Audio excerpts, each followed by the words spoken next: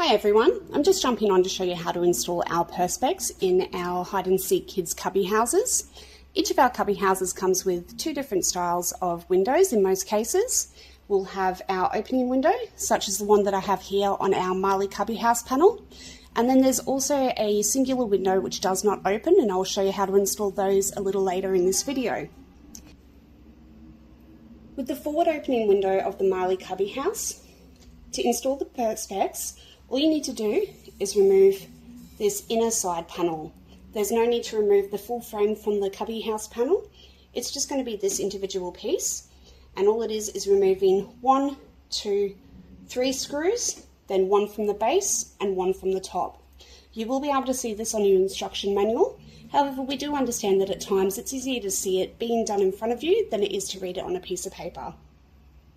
We do recommend always using a handheld screwdriver instead of using power tools when assembling your cubby houses, as if you do have the torque too high, you do run the risk of over tightening your screws and potentially damaging the natural timber of the cubby houses.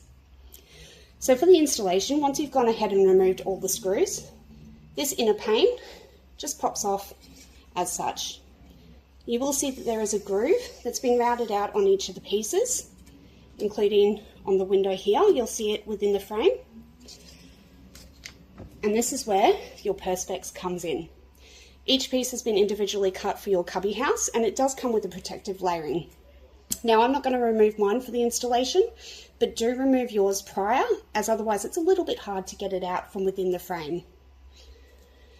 As you'll see, this is our top piece. All you need to do is line up your bottom into the groove and just slide that in.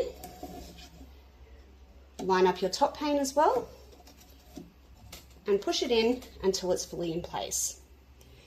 You'll then repeat the process with your bottom pane. We have one of our sheets here. Again, remove your protective layering before inserting. Line it up with the top and bottom groove and then push it all the way in until it's in place. Once you have both of the Perspex panes in, you can then reassemble your framework. Exactly the same way that you removed it, so you will have your middle edge knob there. That lines up on the centre, ensuring that your Perspex also goes into the groove on this outer piece. And that's now back into place. Then it's just a matter of popping all 5 screws back in, remembering 1, 2, 3, base and top, and using a screwdriver as opposed to a handheld power tool. Now that we've shown you how to insert the Perspex in your opening windows, I'm going to run through how to insert it in our singular window that doesn't have the opening option. So on the inside of your cubby house, you will have the screws on this center window pane. So there'll be a total of 8 screws that you need to remove. Again, remembering to only use a screwdriver as opposed to power tools. So you can go ahead and unscrew each of these, and then these sections will pop straight off. They will have a flat finish to them on each side. However, you will notice on this center piece, there is a raised middle on it. This is essentially what is going to hold your Perspex pieces into place for later on when we reassemble the frame. So once you've gone ahead and removed the internal framing, you'll be left with the exposed crossbeam that has the raised centre. You can now get your Perspex piece, again remembering to remove the protective layering prior to installation, but I'm going to go ahead and install mine with it attached. I'm going to start with the top left hand corner here. And essentially you just need to ensure that you've got the right piece to begin with. Now the way I like to do this is I pop it in on a little bit of an angle to begin with. You will see, just like with our previous windows, that there is a groove routed into the external framework. So I'm going to ensure that this top and side piece is into that section. I'm then going to slowly slide it up until I feel it click in.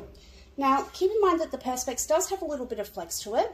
You don't want to overdo it and risk cracking it, but you can maneuver it slightly to assist with getting it into place. So once I've got it as far as I can feel it, I'm then going to either give it a little shove from the bottom here, or if you're finding that it's really difficult to do, you can flex it if need be. So now that I've got that piece in place, I'm just going to pop it down so that it's at a 90-degree angle with this section here, and I'm ready to go ahead and do the remaining 3 panes on the window. So again, just like the last piece, I like to put mine on a bit of an angle first, ensuring that it pops in on this side here, and then again at the top.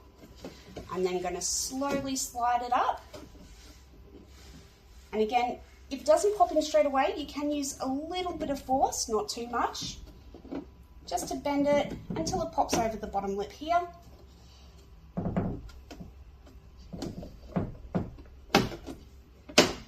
And that sits directly into place. Once you have all 4 of your Perspex panes in position, you can then go ahead and reassemble the centre framework.